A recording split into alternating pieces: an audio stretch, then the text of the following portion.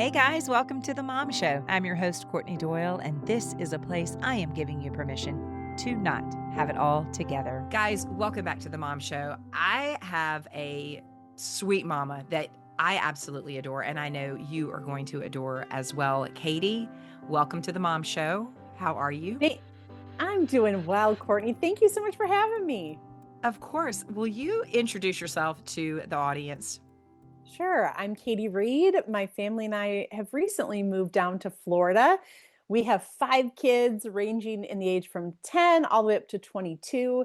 My husband is a pastor who is currently on the maintenance crew at a local golf course, and I'm a writer and speaker, and I love to help women make life-giving decisions one day at a time. Yeah, this Florida move is really new. I've watched behind the scenes. We've chatted about it. Pretty exciting. How's it going? Because y'all really took a huge leap of faith in picking up the 5 kids and moving. Share a little bit about that. Yes, our oldest 2 are in college, and so they stayed in Michigan. So, Courtney, it's like the parents launched, right? And so then the kids launch because the parents launch. But yeah, our 17-year-old, 13-year-old, 10-year-old, and our dog, who's black and hairy in the Florida heat. Imagine that. But we're doing Yeah. well. I will say the first 2 months were really hard, but we knew that we knew God had reassigned us down here to Mm, serve at a local church. And so he had made it so clear. And so I guess in my mind, I thought it would be a little easier than it was, like those mhm. first 2 months. But man, we were not the mayor of our town by any means, but we knew so many people in our small town in Michigan. And so to come and then all of a sudden be at this huge church where no one even knew us, they wouldn't know if we were there or not there. Mhm. And so we also realized we were burnt out. And so this season has been one of God Mhm. healing us, showing us some new rhythms. You and I were talking earlier, part of that for me is just this perimenopause thing, right? And learning just that my capacity in some ways feels like it's shrinking, but in some Mhm. ways, I think it's maybe there's more focus there. I'd like Yeah. to think of it that way. But yeah, it was a crazy faith leap and it continues to be, but we do love our life here in Florida and it is quite an adventure with the Lord Mhm. for sure. Yeah, I feel like maybe sometimes God has to relocate us and move us because I feel like if you'd have stayed in Michigan at the large church, you probably would have continued to operate at a certain level. And maybe this was his way of saying, we need to slow down a minute. I need you to refocus. We did have some good laughs before I hit record about the whole perimenopause thing. It's just a like you said, you go from periods to pregnancy to perimenopause, and it's like, oh Lord, we just need a little bit of a break. And so I like the perspective that you're taking on a more focused perspective versus scaling back or whatever. But I asked you some questions leading into this, and one of them was about a season or a turning point in your motherhood journey. You have written about motherhood in such a beautiful way, but one of the things you refer to is a dusty living room revelation. Will you tell us a little bit more about what is a dusty living room revelation? Yeah, I'm a firstborn girl, love a to-do list, but I don't iron and I don't really dust much sometimes. And so when we lived in Michigan, we lived in an A-frame home and it had the original orange shag carpeting from 1976. So this will come into play as I explain the Wow. story. But I was talking to my friend Jamie on the phone and I was just walking around. She's talking to me and she started talking about God's grace in a way that just sounded too good to be true. I Mhm. asked Jesus in my heart since I was 4. But as she's explaining, all of a sudden God gave me this picture in my mind. And in my mind's eye, there I am frantically preparing for company. I'm dusting, I'm throwing Lego pieces under the couch. I'm just postzilla, like just frantic. Mhm. And all of a sudden I turn and there's Jesus on a well-worn plaid lazy boy, like in Duck Dynasty, if you ever watched that show, and is clashing with the orange shag carpet, mind you. And he's reading the newspaper of all things. He's like, hey, Katie, come sit with Yeah. me. And so just like Satan did when he tempted Jesus in the wilderness, I quoted scripture to God. And I said, Mhm. God, faith without works is dead. There's stuff to do. And he reminded me, he's like, Katie, there's time for that. But you've forgotten that I live Mhm. here in the home of your heart.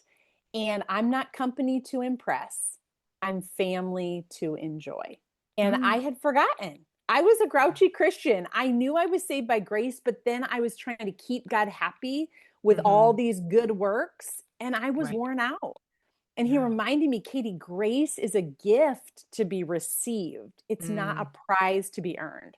And for so long, I had just been striving and trying to prove myself. And I was trying to earn love versus working from the love God had already gifted Mm. to me. And it was this Mhm. big turning point.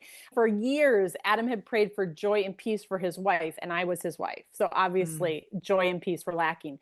But really, in that moment, it was nothing I did. It was just this gift God gave me. And it was like the cobwebs in my mind of all this legalism, it cleared.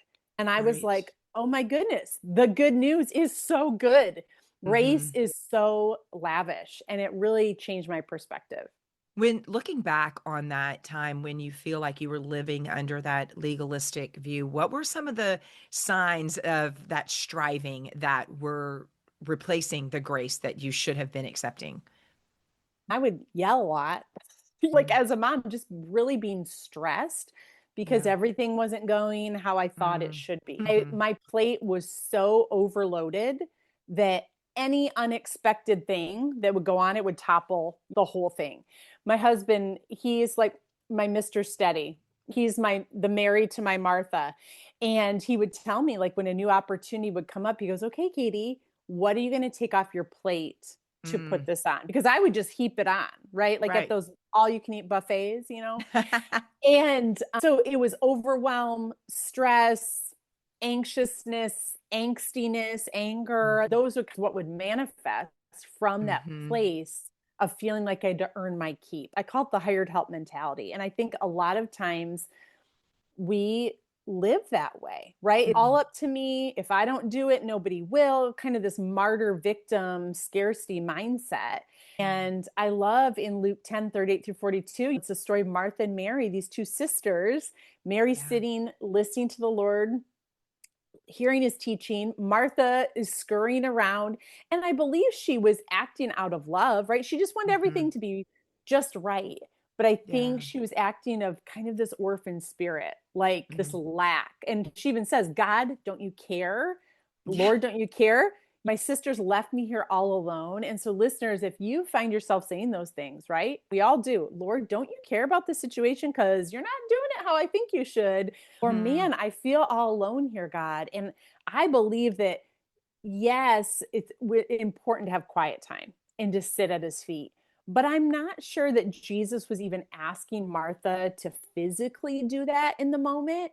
I think Yeah. he was inviting her to sit down on the inside, even when her hands were busy, to Mm. remember that his presence and relationship is the glue that held it together, not perfection, not that everything turned out right. And I think as busy moms that just want everything to be just so, we can get into Yeah. that same cycle, same mindset.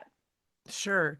The story of Mary and Martha, every time I hear that, I so identify with Martha that she gets a bad rap. So then I'm feeling bad about myself. I'm like, oh, everybody's like, oh, you should be like Mary, not like Martha. I'm like, but I'm totally Martha. I'm totally Martha. And it's really hard. And she does get this bad rap a lot of times when the story is told. But I know you have studied this, you have written your book in Made Like Martha is your book. And so I'm curious, what have you learned about Martha that maybe will surprise listeners? And how does her story speak to modern moms? Yeah, I'm with you. I'm so Martha. And when I would read her story in Luke 10, I would get mad, Courtney. I'm like, this is not how I would do it. In fact, I really want Jesus to look at Mary and say, get off your duff and help your sister. Because Yes. unless they Yes. were fasting, or he's going to multiply loaves and fish, like someone's got to cook so they can eat, right? But Martha's story isn't just in Luke 10, it's in John Mhm. 1 as well. In John 11:5, it says, Jesus loved Martha, Mary, and Lazarus. And so here are three Mm. siblings that their temperament is very different. He loves each of them because I used to interpret this story like Mary was the poster child for getting it right, that Mhm. Martha wasn't loved as much, that Martha was less than. But the reality is, Courtney, you and I have spent time together. I know that by design, God wired you and I to be doers. Just what he decided when he was mixing mixing the recipe up of us, right? He Yep. decided that. And so it's not that the serving was bad, because we see later on that Martha is serving and Jesus does not call her out again. I think part of the thing to remember too is when Jesus is telling her that Mary has chosen what's better, it's an invitation and we view it Mhm. as rejection, right? His Yeah. correction was actually love. We see all throughout scripture that Jesus says he disciplines those he loves. He's treating them as a son in whom Mhm. he delights. So, what I hear, even though we might not feel that way, it's just like with our own kids. When they do something that is not good for them, we correct them because we love them. If we didn't care, we wouldn't say anything, right? Mm. But so in John 11, we see that Martha has great faith. In Luke 10 and John 11, she goes to Jesus with her problem. Now, maybe she's going to debate with him or whine a little bit, but the point is that's always the right move, is to go to Right. Jesus with our problem. And I love how Jesus shows Martha his true identity. He tells her, I Mhm. am the resurrection, the life. Do you believe this? And she says, yes.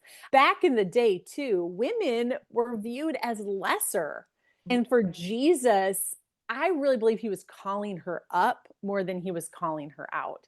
And I think Mm. she went from this hired help mentality of, oh, this is all up to me, to this beloved daughter's mentality of I am seen and loved by Jesus. And then I believe that informed her going forward. It is. I don't know if you've ever felt this way, but with this story of Mary and Martha, like you said, people assume that Mary is the poster child, and you and I are doers. And I know that I'm very strong-willed. I'm going to be oftentimes the first to speak up in a situation. It's just my personality. And so often, though, Katie, I have wrestled with not liking myself because of that, because I was the go to, or I was the spokesperson for a situation, or I just naturally found myself stepping up to lead something or to be in charge of something. And for so long, I longed to be maybe the quiet, less stressed out person, that if I compared myself to other people, I'd be like, gosh, she's so quiet and she's so sweet. I feel like people aren't looking at me defining or giving me the adjective of, oh, she's so sweet, right? It's, oh, she's get it done. And so I've wrestled with being okay with who he created me to be. And because for so many years I longed to be somebody different. And I think that's often the case with women who do have personalities like ours, that are the get it done kind of person. And so you mentioned that the daughtership and having the deficit of not looking at ourselves as daughters. But what do you mean by that? And why do you think so many women are struggling with receiving God's love? And Mhm. because we're especially doers, we are so willing to serve, we're so willing to give it away, but man, we have a really hard time receiving it. Yeah. I think it's just because we're wired that way. Just let me put it like this. Okay, so grew up in the 80s where Cabbage Patch Kids were all the rage. All the rage. All the rage. And so my aunt she's single, she hasn't been married. She was a flight attendant and she was exotic to us. She was just the best. She's a gourmet cook and she lived this interesting life. And she surprised each of us in my family with a Cabbage Patch one Christmas morning. And she just was so delighted. She got on the phone with us from across the country. We were just elated. It was just the best. Now, Yeah. wouldn't it have been really weird if I would have said to my aunt, I'm going to pay you back? Or what chores can I do, to Mhm. earn this, when she had just freely given it to us and just wanted us to delight in it? But Right. some of us do that with the Lord. He has Mm. freely given us salvation, but we're like, God, I promise I'll be good. I'll pay you back. I'll do this. And it's ludicrous. We can Right. never do that. And so I think it's almost like coming to him like a toddler with that childlike faith and just saying, God, help me receive, because that is not something that just comes naturally for me to just receive something with no strings Right. attached. And so when God helped me understand grace, I remember talking to a mentor of mine, Jan Greenwood. She has a great book called Women at War. I love Jan. She's from Texas as well. And she said to me, Katie, if a child's learning to walk and they're going to keep falling down and we don't reprimand them for not doing it perfectly, she goes, you actually need to give yourself grace as you learn Mm. to walk from grace. And when you're not trying to strive anymore, it's going to feel weird. One story to illustrate when you're saying how you wish you had a different personality. We used to live in Arizona and my in-laws were coming to visit and we were going to go to Sedona. And I determined that I was not going to be I was going to change my personality is basically what I determined for when they were here. Because it Mhm. can be a lot, Courtney. It can be a lot. I have lots of I'm with you. thoughts, I'm with you. lots of opinions. I'm like, I'm just going to go with the flow. I'm going to take a back seat, let people Yes. choose. Okay, Mhm, it went mhm. terrible. It went terrible because guess what? No one made a decision. So we Yep. ended up on these back scenic roads. We all were almost threw up because we were so sick. We wasted so much time trying to find out where to go. And God used that to show me, Katie, what you think is so annoying is actually helpful in situations. Now, Mm. our personality is not an excuse to be a jerk, right? But if I would have made a plan and found the best route and where to eat, we would have had a much better time. But because I Yeah. was trying to be Mary when I wasn't, it sabotaged our whole trip. And so I Yeah. just want to encourage people, yes, there is a time to be quiet. Yes, there's a time to take a back seat and let other people grow and let other people lead. But don't try to take off what now he is sanctifying us and changing us to be more like him, less intense. I hope my family would say this than I used to be because I'm more at peace on the inside. But I think the older I've gotten, the more I realize of like, it's not going to change that I'm a leader. Like, I Yeah. cried in the nursery at the hospital and everyone else started crying. I was leading from a day old. Like it was just who God decided I was going to Yeah. be. But we want to be under his authority and leadership, and he will steer and guide. And he'll steer and guide us, and we're going to make mistakes, right? Whether you're Yeah. more like Mary, whether you're more like Martha, we will make mistakes. Maybe a Mary type needs to take more action. Maybe we need to learn to sit more. It's like one's not right or wrong. The Right. world needs both types. And some of us are a blend of both. And in different Mhm. seasons, we can lead with kind of one more than the other just out of necessity. And speaking of our personalities in the seasons, because we people expect that from us as well, it is really hard when we do need to step into a more merry-ish season when something maybe forces you into that. I know for me over the past 2 years, it was the death of my parents. I just couldn't. I just couldn't. And where my family has always expected one thing from me, I had to communicate that and say, I just can't. I can't be the one making all the decisions on where we're going to go, what we're going to do. Because when you're surrounded by family or friends, and that is kind of your role in these relationships, then when you shift, people are like, whoa, what happened? And so I think also giving yourself the grace to communicate that and say, I am not who I was 6 months ago or yesterday because this has happened or that has happened. Or like you spoke about, you're now in Florida and you do see that you're a different person here and God has placed you here for a purpose and figuring that out. Like, why do you have me here and what are we supposed to be doing and being okay with those changes? Something you said earlier, and you've said it in the book, is to serve from love, not for love. But gosh, Katie, what does that look like when you're a mom? You have 5 children, I have 6. Whether you've got 1 or 10, what does serving from love, not for love, look like in the middle of laundry, sibling conflict, just the ordinary demands of motherhood? Yeah, I wish I had all the answers for that, Courtney, but I surely don't. But I think Mm. for me, the shift has been the peace on the inside. Even if Mm-hmm. my flesh, my emotions are feeling out of control, it's a settledness. Now, Mm. the other day, I was so much pressure was coming down on me. And I told my husband, I feel like I'm going to throw up. Like, I do not Mm-hmm. feel peace on the inside. And so I had to phone a friend, and my husband prayed for me right there in the outlet mall parking lot. And it did. The peace flooded back. We need to be in community. But I do think I don't know about you, but I want my kids' approval. I'm just going to say it. I want them Mm. to like me. And so, in the middle of those conflicts, in the middle when things are not going well. I think part of this is remembering our identity does not come from them, right? Yeah. It's got to start with being a daughter of the king Mm. because he's never too busy for me. He knows how to help me in any situation. But when I'm trying to make other people my God, whether that's my Yeah. spouse, my kids, my work, it's something is going to disappoint, right? Whether it's Mm. myself I'm disappointed in, other people.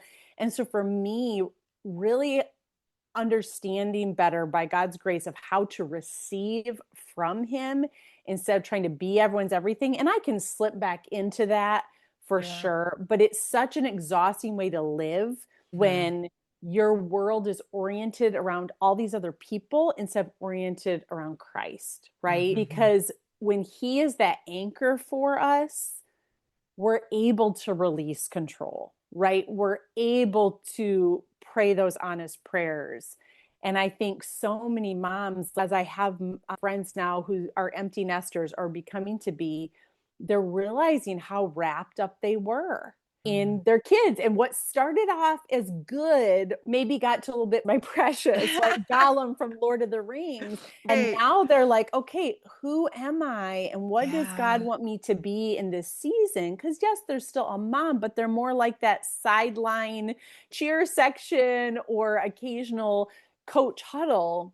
And so I just think asking God to help you switch from that hired help mentality to this beloved daughter's reality and just walking out what's true of who he says you are. And we cannot do that without his intervention Mm. and his help moment by moment. And that doesn't mean we're always going to feel amazing, right? Right. But it's that knowing who we are, who God is, and our actions flowing from that, Mm. trying instead of trying to earn that. And I love how on the cross, Jesus said, "It is finished." I can't Mm-hmm. wait for the day whenever God calls me home that this time on earth in the flesh, it is finished. Can't wait for that day. But until then, one of the things that helps me just real quick is three words we all know: yes, no, and help. We want to say yes to God's Mm. assignments. And so many of us say yes to things God never asked us to, right? Yeah. We want to say no to guilt and manipulation and people pleasing, even with our family, right? And then we need to say help Mm. because delegation is not weak, it's wise. And so, first, we're saying help to the Lord, just like Martha did, but also asking others for help. In Mm. American culture, women do it all. They're painting their walls, they're mowing the lawn, they're paying the bills, they have a side hustle, right? Other Yeah. countries are not like this. They have No. help. And so asking for help, and sometimes we feel like we're burdening other people, but it's really a blessing to them most of the Mm-hmm. time to help us out. So, yes, no, and help are ways that we can enter into that daughter mentality versus this Mm. deficit in daughtership that doesn't know how to receive. Yeah, that is so good. I think sometimes we think that if we're asking for help, it's the equivalent to we're failing. And that's such a lie because that's not the truth at all. But of course, circling back to that type A personality, the doer, it is really hard for us to say we need help or I can't, or even saying no. I feel like somebody maybe needs to hear that Yeah. there That the no is better okay. yes can be less on your plate. Yeah, because Yeah. I think just our culture is wired to chase the more. And I think sometimes, like when you're a high capacity person, your default is not lazy. Mm. Do you know what I mean? Mm-mm. Your default is not lazy, but sometimes I think we can think that. But God has me in the season of healing from burnout where it is long, quiet times with Him. It's Mhm. processing pain. It's just, like you said, existing some days and leaning into, okay, he will value into our DNA long before we could ever, create any to-do list or check it off. Just Yeah. because he says so. He placed that value there before we could lift a finger. And so Mm. I gotta believe there's other people listening that need to hear Mhm. that too.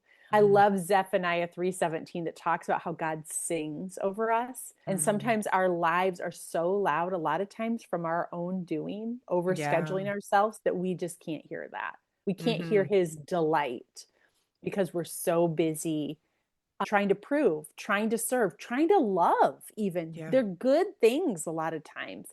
But Hmm. are they his yes for us, right? Or are they Right. just things out of obligation we've just strapped on?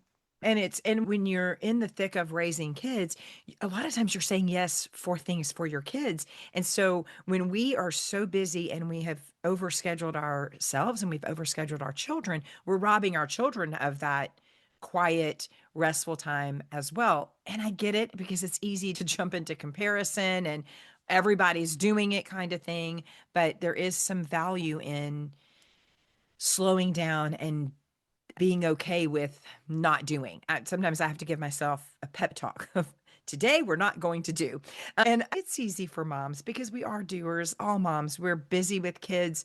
And when you have kids at home and then you have kids that are grown, though, I want to ask you that question because you have both camps. You have adult children, you have younger children. And one of the things that you said that your prayer right now for your children is for them to be all in with Jesus.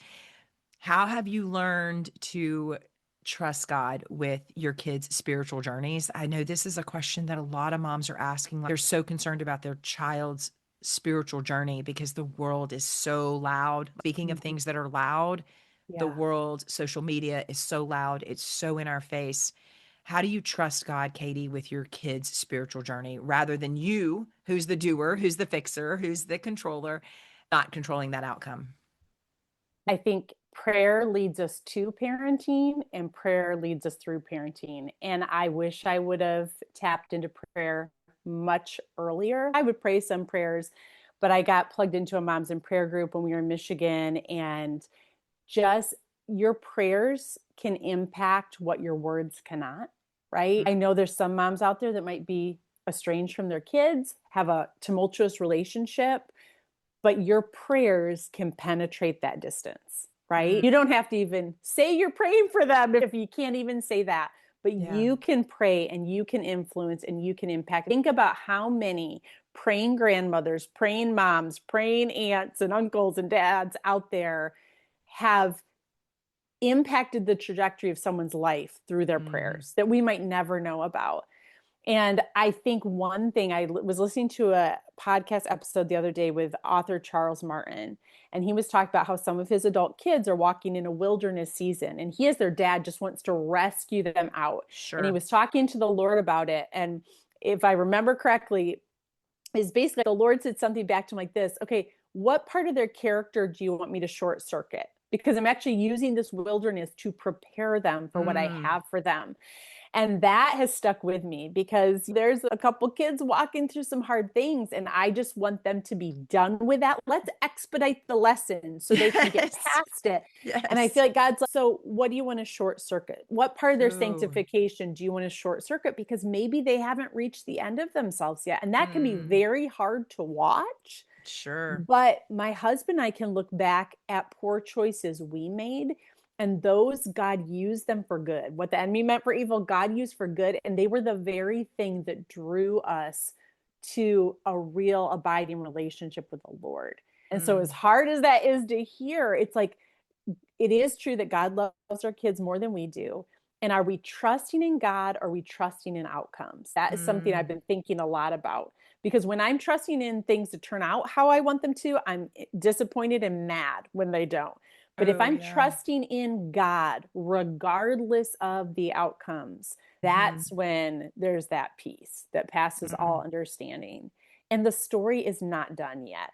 He is Yeah. still writing the story. And I think about Mary, Jesus's mother. We were talking about her. Yeah. Do you think that's how she thought the story would go? Absolutely No. not. Had she intervened, what would be at stake? The Yeah. deliverance of the whole world. And Yeah. sometimes we just cannot see the whole picture, Mm. what's going on. But God is always working. He loves our kids more than we do, and we can always pray. And when we get in the way, we're more worried about how the outcome feels for us than what the outcome looks like for them. And this isn't about how it feels for us as their mother. It's about what is God doing in their life and what's the end of the story for them. And that is such a hard we, like you said, right before we hit record, that was something we were talking about. It is so hard to be a bystander because that's where you are. You are letting God do the work that He intended for that child, and the outcome is His. It is not ours. And it's really not about us. Like you mentioned about friends who empty nesters, and all of a sudden you realize, man, my whole identity was wrapped up in these kids. When we get to that point, then that outcome does need to look a certain way because it defines who we are. We've lost that daughter mentality, and we've let our kids' successes or failures define who we are. And God's saying, no, I define who you are Mhm. first. And I'm going to define who they are individually. And so making that separation is so hard. But man, what a powerful statement. What part of this do you want me to short circuit for our own comfort, right? This is about our comfort. And then you're like, Mhm. oh, none. None, not at all. I want you to do exactly what you do best, God. I'm going to get out of Mhm. the way. And that's hard. It is so hard. If you could sit across from a mom who's listening and tell her one thing about how God sees her, what would you want her to know? Oh, I was just reading Exodus 2 today. I think it's 32 and 33, and it talked about the Israelites and how they were groaning and crying out to the Lord. And it says these four things: God remembered, God heard, Mm, God saw, and God knew. And so mm, that's what I want to leave you with. God remembers what He promised. He sees you, He knows you, He hears you. None of your cries, your groanings are, He's not deaf to them. His mm, gaze is mm, always looking out for you and those you love. He's always about His glory, and He remembers, He sees, He hears, He knows. And so to me, that is bringing me comfort today. Like, though yeah. I if I feel overlooked by the world, if I feel like my kids are overlooked by the world, God sees. So I'm clinging on to God sees today. Yeah, so good. I close each conversation with, is there something you're praying for that we could join you in prayer? And do you have a verse? Maybe the Exodus verse is the one you want to leave us with, or if there's another one that you want to leave us with. Yeah. So again, I'm praying that my kids will be all in with the Lord, whatever that looks like for them, because their Hmm. journey is going to be different. Their faith journey is going to be different than mine. But one verse, when I would, on the good days, when I would tuck my kids into bed, when I was not so exhausted, or I still exhausted, but I did the right thing, let's say, I would Yeah. tuck them in and try to say a Bible verse. And one of the ones I would say is Proverbs 3:5-8. We often stop at verse 6, but it's trust in the Lord with all your heart, lean not on your own understanding, in all your ways acknowledge Him, and He will direct your paths. Do not be wise in your own eyes. Fear the Lord and Mm, shun evil. It'll be health to your body and healing to your bones. And mm. so I we cling to that one. Do not be wise in your own eyes, because don't we want health to our body and healing to our bones? God tells us how: fear the Lord and shun evil. And so that's the verse that has been a pillar in our home, and hope encourages you listeners today. Absolutely.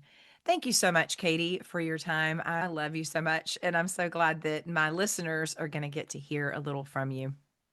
Thanks so much, Courtney. So glad to be here and loved our conversation together. Absolutely. Thanks so much for listening to The Mom Show with Courtney Doyle. Remember to check the show notes for any links, books, or resources that are mentioned in each episode. We want to be sure this blesses other mothers. And in order to do this, if you're listening via podcast, be sure that you like and share. If you could write a review, that would be fantastic. It helps us get in front of other moms. If you're watching via YouTube, be sure to hit that subscribe button. This way, you won't ever miss an episode. We want to make sure that we increase our reach to other mothers who need a little encouragement, a community, and a whole lot of Jesus. We're so glad you're here.